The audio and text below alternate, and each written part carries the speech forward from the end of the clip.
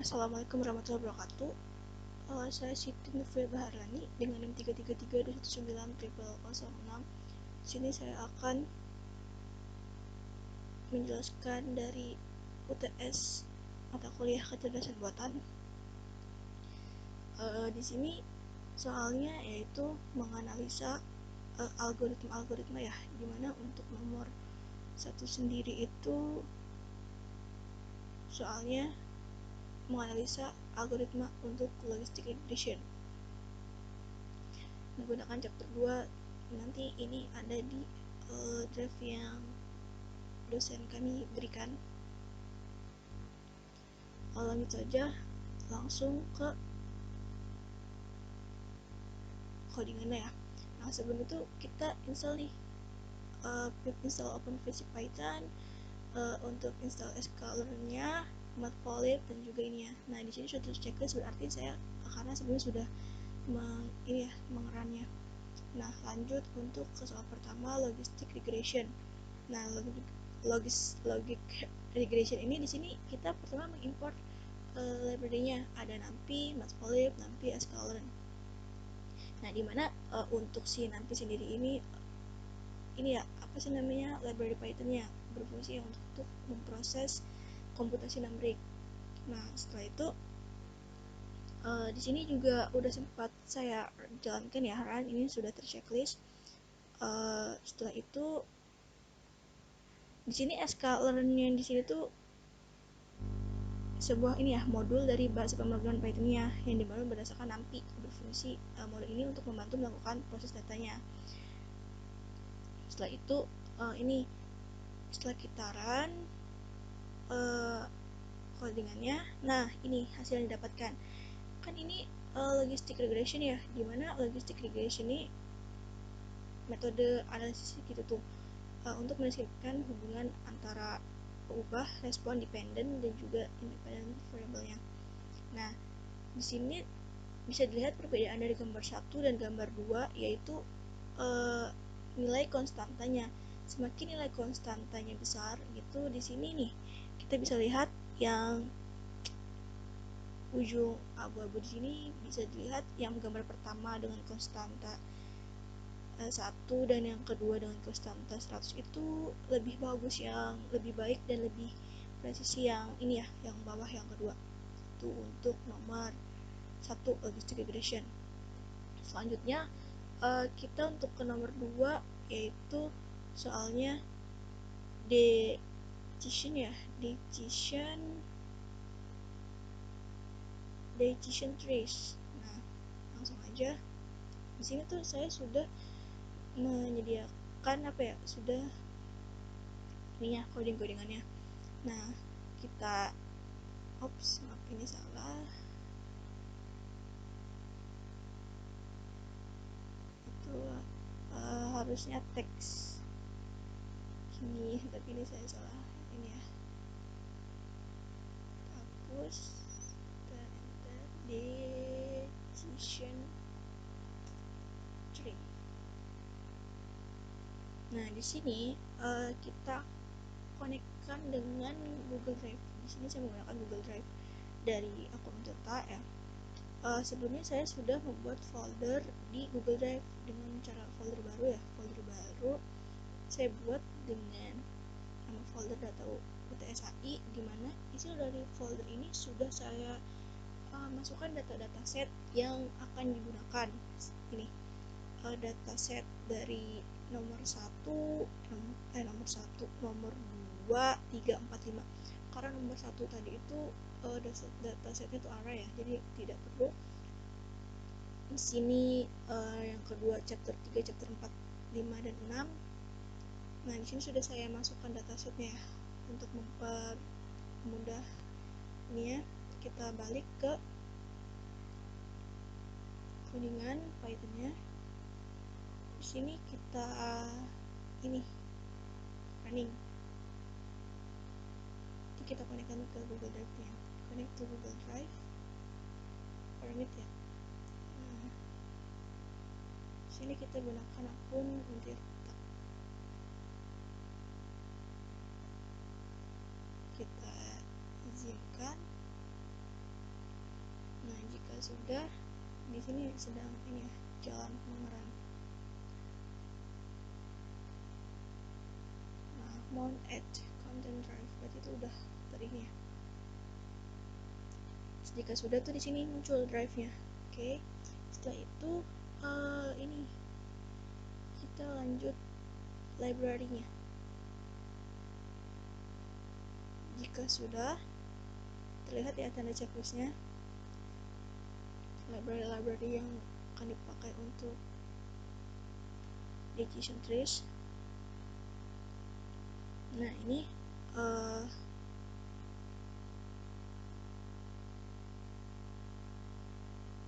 decision trees lanjut dengan run ini ya codingannya. Nah ini kan untuk mendefinisikan visualisasi classifier ya. Ini yang untuk input data dari Google Drive-nya.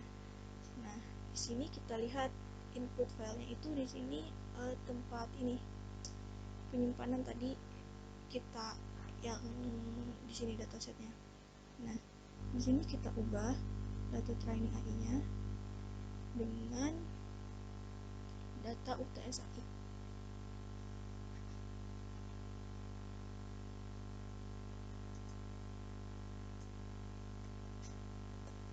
Data UTS AI. Nah, jika sudah kita run.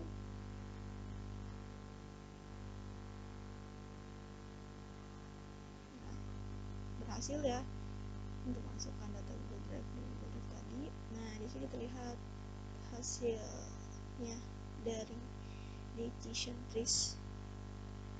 Decision trees itu kan ini ya, teknik untuk prediksi klasifikasi dan prediksi tugas gitu ya. Dia tuh teknik itu membagi dan menaklukkan. Oke. Inilah apa sih trik kayak pohon gitu kan, kayak turunan macam gitu. Nah, di sini bisa dilihat gambarnya untuk gambar di input data, training dataset, test dataset. Ini untuk nomor 2. Presisinya di sini untuk melihat ya klasifikasi performa dari dataset trainingnya.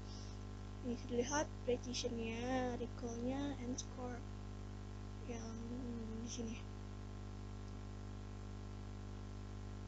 Lalu yang ketiga yaitu soalnya untuk data clustering.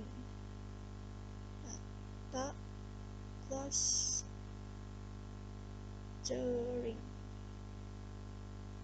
Dimana nomor 3 ini analisa algoritma untuk mean shift atau mean shift itu rata-rata pergeserannya gitu kan. Nah ini nomor 3, soal nomor 3 nya atau mean shift gitu kan. Sama seperti hal tadi kita ini kan collab dengan Google Drive gitu,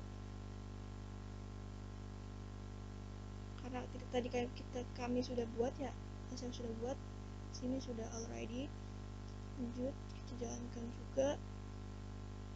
Dan sama di sini untuk load data from input filenya kita ubah tempat dataset yang kita taruh di itu data UTS AI.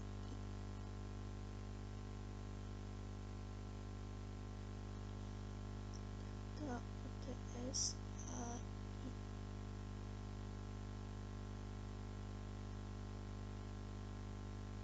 sudah.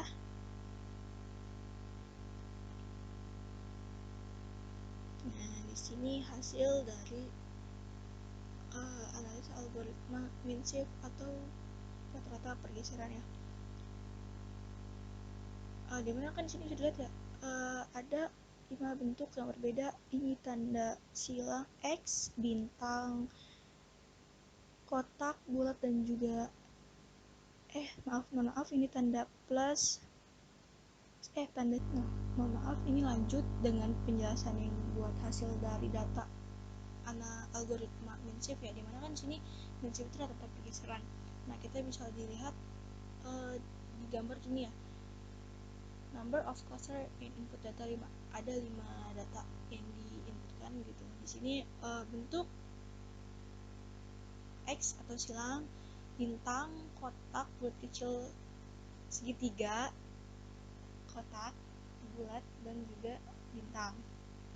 Nah, di setiap bentuk ini untuk mendeklarasikan masing-masing data. Contoh misalkan di sini data 1, 2, 3, 4, 5 pada regionnya masing-masing.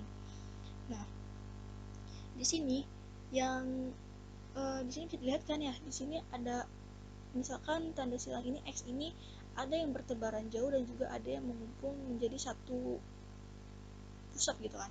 Nah, data yang X ini yang bertebaran kayak gini itu namanya dia sebagai networknya atau tetangganya gitu kan. Jadi dia tuh semakin data nih mendekati kedekatan informasinya, semakin dia mengumpul di tengah nih, semakin apa namanya pengelompokannya gitu kan, semakin besar di tengah. Nah, kalau yang semakin maksudnya tuh semakin semiliar gitu. Nah, sedangkan yang bertebaran ini tidak semiliar. Begitupun dengan data-data yang lain. Itu untuk Minsheef atau data pergeseran ya. Nah, lanjut ke ini soal selanjutnya, yaitu untuk algoritma Nash-Neck-Borch Classification. Kita running, ini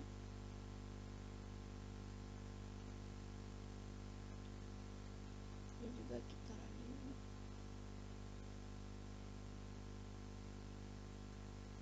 Dan ini kita jangan lupa kita ganti menjadi data UTS-AI.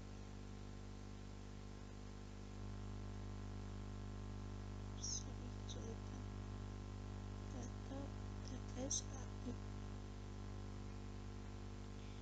Kita running.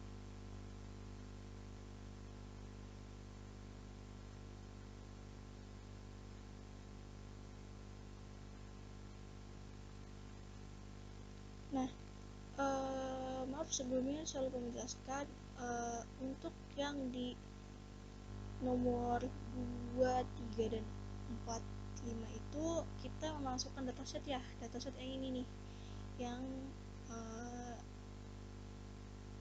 untuk masing-masing nomornya, data decision, clustering, terus data cluster dan adjacent. Nah, untuk KNN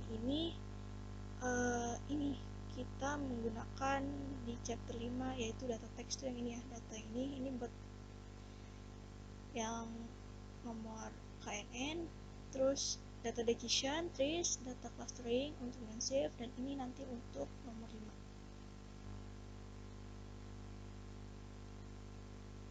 Setelah kita running, maka muncullah hasilnya dari seperti ini, dimana KNN Neck-Borch ya, KNN Neck-Borch ini kan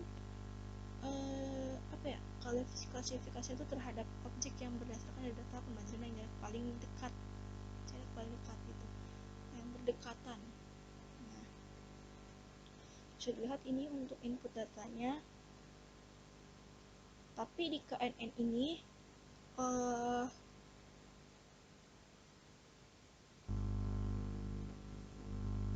masih ini, jadi di KNN ini kan Nash-Neck-Borch gitu ya, jadi dia berdasarkan kedekatannya, dimana ini untuk di sini bisa dilihat kenapa di sini beda-beda warna itu untuk ini ya pengelompokannya gitu tuh. Misalkan di sini daerah punya siapa punya saya gitu kan, misalkan ini punya kucing atau dan lain sebagainya gitu kan. Nah, ini contohnya yang misalkan bulat lingkaran di sini yang untuk di antara pink dan juga ungu, nah dia tuh masih bisa 50-50 gitu tuh, dia bisa masuk ke sini, daerah sini, dan juga daerah sini gitu, karena dengan daerah yang terdekat gitu kan. Jadi bisa sewaktu-waktu gitu masuk ke region yang berbeda tergantung dengan kedekatannya atau networknya gitu kan. Untuk ini apa KNN ini bisa dilihat ya dari tes dataku ini juga sampai dengan hasil akhir dari KNN ya. Lanjut yang terakhir yaitu stage, dimana stage ini kan untuk membaca relasi ya. Di sini kita install dulu selanjutnya. Terus di sini juga kita apa namanya menginstal logic dari punya mHardesky gitu ya. Setelah itu kita ini file coastal dan adjacent. Nah, yang sudah kita masukkan ke dalam dataset ini, coastal dan juga adjacent. Di sini kita jangan lupa rubah data UTS AI, begitupun bawahnya ya. Data UTS AI. Kita langsung running UTS AI. Nah, di sini untuk state ini kan apa ya? Dia tuh membaca relasi gitu kan. Nah, di sini is a Nevada adjacent to Louisiana, dimana artinya tuh Nevada, apakah Nevada berdekatan dengan Louisiana gitu kan. Nah, di sini jawabannya no, berarti artinya tuh Nevada tidak berdekatan adjacent dengan Louisiana. Terus untuk list of states adjacent to Oregon, nah dia tuh artinya tuh gini, list state yang berdekatan ke Oregon tuh ada 4 hasilnya: Nevada, Washington, California, dan Idaho. Terus apa yang ketiga ini di sini ada coastal states adjacent to Mississippi, ada Alabama dan Louisiana.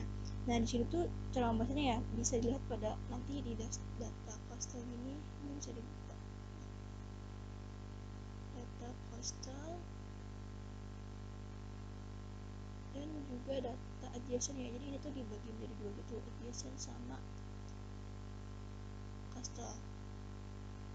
Nah, di sini tuh kan ada dua data yaitu coastal pesisir dan juga adjacent. Jadi kayak negara yang bertetanggaan sih adjacent itu kan. Nah, dari kedua data ini nih, dari adjacent dan juga coastal ini saling keterkaitan gitu atau dihubungkan satu sama lain dengan mengenali rule base-nya. Rule base-nya itu dimana kan bentuk pertanyaan sini kan berdasarkan aturan ya. Nah, jika emang tidak sesuai maka akan di-cancelkan atau masuk ke step berikutnya. Jadi sesuai rule base itu maksudnya kalau di sini. Jadi yang ada Alabama dan Louisiana. Nah, untuk selanjutnya itu list of 7 states that border a coastal state. Nah, di sini tuh yang berbatasan dengan ini yang list of 7 states ya. Nah, dia tuh artinya yang mengelilingi si coastal state ini ada 7: California, New Mexico, Georgia, dan lain-lainnya.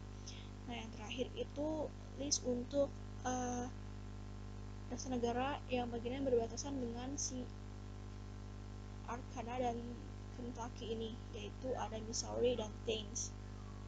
Terus ini sudah semua untuk nomor 1 sampai dengan nomor 5. Setelah itu, setelah semua running,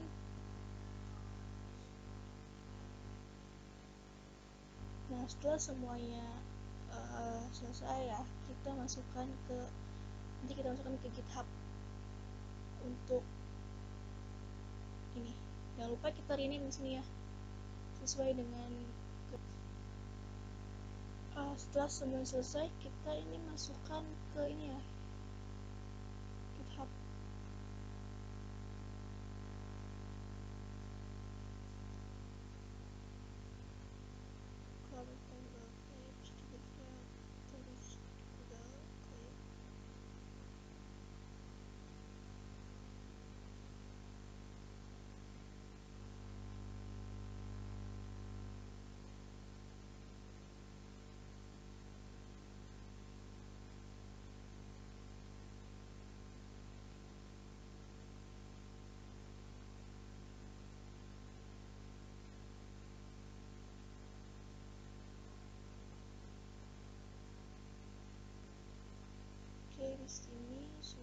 So